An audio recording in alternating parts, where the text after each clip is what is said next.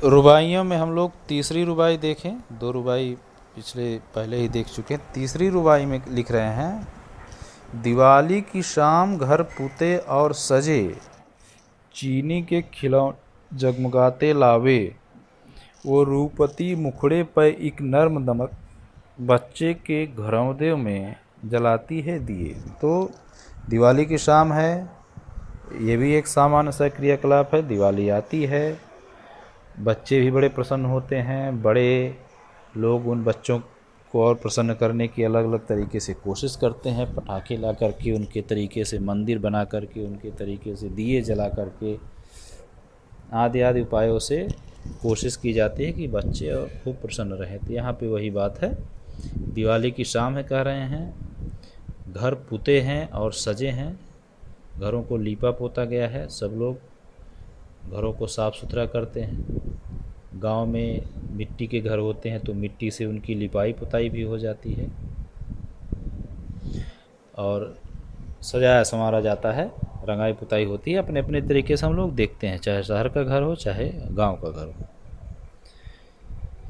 चीनी के खिलौने जगमगाते लावे, चीनी मिट्टी के खिलौने बच्चों के लिए लाए गए हैं।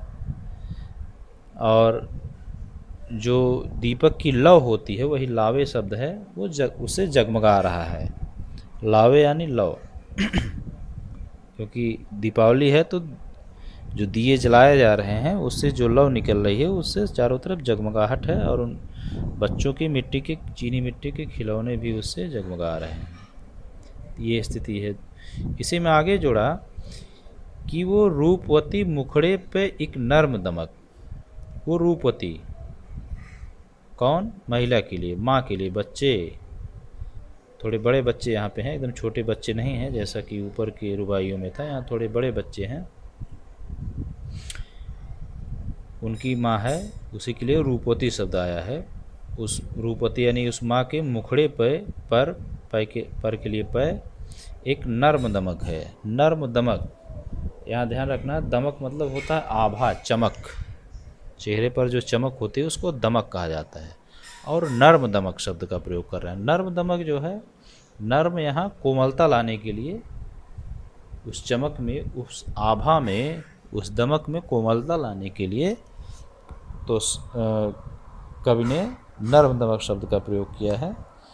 एक प्रकार से सौंदर्य वर्णन का एक तरीका होता है, जहाँ पे हालांकि नर्म जो होता है वो स्पर्श से महसूस होता है, छूने से महसूस होता है, और जो दमक है वो दमक देखने से महसूस होता है, दृश्य वाली चीज़ है दमक। और नर्म, कोमलता स्पर्श वाली चीज़ है, लेकिन दोनों को यहाँ मिलाया गया है। ऐसे नए प्रयोग कवि लोग किया करते हैं, जहाँ पर दमक के लिए नर्म शब्द का, नर्म विशेषण का उपयोग किया है कोमलता लाने के लिए। तो वो रूपवती यानी माँ, जिसके मुखड़े पर नर्म दमक है, वो क्या कर रही है? बच्चे के घरौंदे में दिया जला रही है।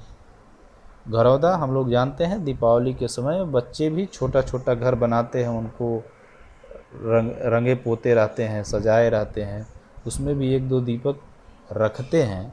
तो वही बच्चों की माँ जो है वो उस घरौंदे में, घरौंदे यानी बच्चों को खेलने के लिए बनाया गया घर घरौंदा होता है। उस घर में माँ दीपक रख रही है और उससे उसके चेहरे पर एक चमक उत्पन्न हो रही है, क्योंकि दीपक की लौ या दीपक का प्रकाश माँ के चेहरे पर पड़ रहा है, इसलिए चमक, एक दमक उत्पन्न हो रही है। अब हम लोग चौथी रुबाई देखें तो चौथी रुबाई में एक बच्चा है जो जिद आ गया है, जिद कर रहा है,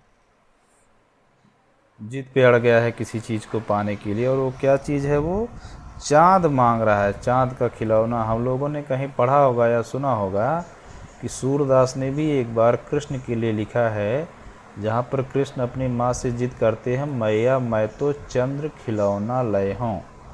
वहाँ पर वो चंद्रमा रूपी खिलौने को मांग रहे हैं, हठ कर रहे हैं। तो क्योंकि उन्हें चंद्रमा एक सुंदर खिलौने जैसा प्रतीत हो रहा, तो उन्होंने मांगा कि मुझे वही खिलौना चाहिए। यहाँ पर भी लगभग वैसा ही भाव फिराक इस रुबाई में रख रहे हैं। क्या कह रहे हैं? कह रहे हैं आंगन में ठुनक रहा है जिदियाया है। क्यों? बालक तो है चांद पर ललचाया है। अब उसका उपाय क्या कर रही है माँ? दर्पण उसे देके कह रही है, माँ देख आईने में चांद उतर आया है। हम लोग रुबाई आसान है, समझ रहे होंगे, आसान शब्द चित्र है। आंगन में ठुनक रहा है, ठुनक रहा है ये जिद के लिए आया है, और फिर आगे जिदियाया भी है। तो जिद शब्द को जिदियाया करके लिखा है, तो एक प्रकार से उसे सामान्य बोलचाल का रूप दिया गया है जिद शब्द को, क्योंकि जिदियाया शब्द सामान्यतः प्रयोग नहीं होता है।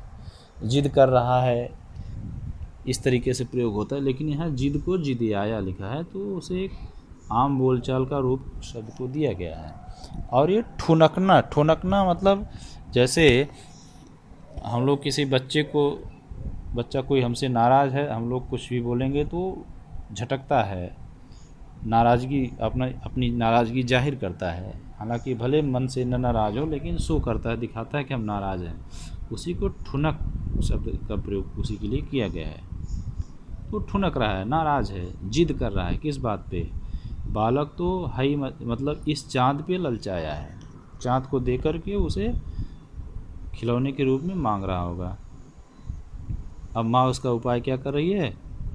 उसने एक दर्पण लिया, दर्पण को बच्चे के मुखड़े के सामने रख दिया, जैसा कि हम लोग चित्र में देख सकते हैं। और क्या कर रही है? देख आईने में चाँद उतर आया है।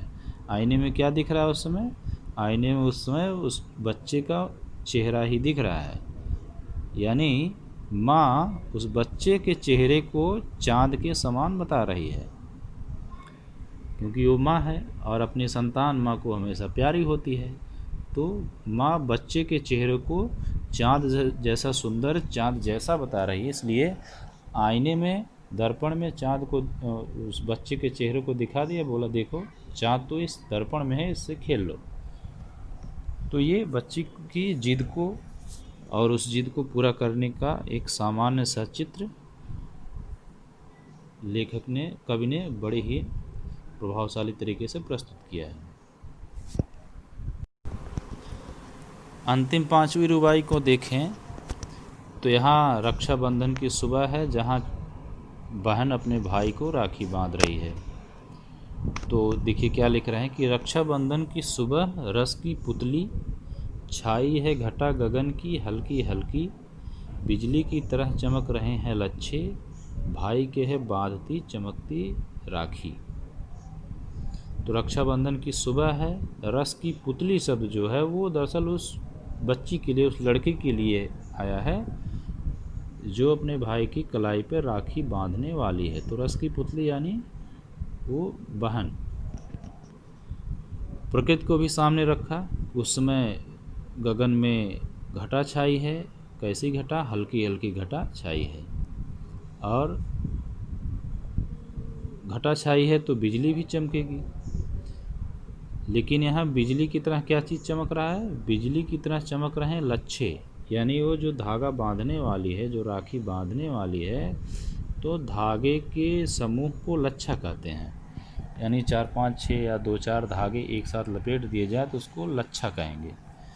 यहाँ वो लच्छे यानी धागों का जो समूह है रक्षाबंधन में,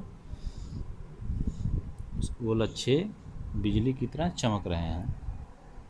कब? जब भाई के हाथ पर चमकती हुई राखी बहन बांध रही है, तब वो जो धागे हैं, धागों का जो समूह है जिसे लच्छा कहा गया है, वो बिजली की तरह चमकता है। आकाशीय बिजली नहीं है, ध्यान रखिएगा। ये बिजली उस चमक को प्रदर्शित कर रहा है जो लच्छों में, वो चमक जो दिखाई दे रही है, उस चमक के लिए, लच्छों की चमक के लिए बिजली शब्द का प्रयोग किया है। बिजली की तरह लच्छे चमक रहे हैं और आसमान में घटा छाई है। रक्षाबंधन की सुबह है, रस की पुतली यानी वो बहन, छोटी बच्ची जो अपने भाई के हाथ पे राखी बांधने वाली है। तो ये रुबाइयाँ हैं, उनकी व्याख्या है। बाकी हम लोग अलग से शिल्प सौंदर्य देख लेंगे।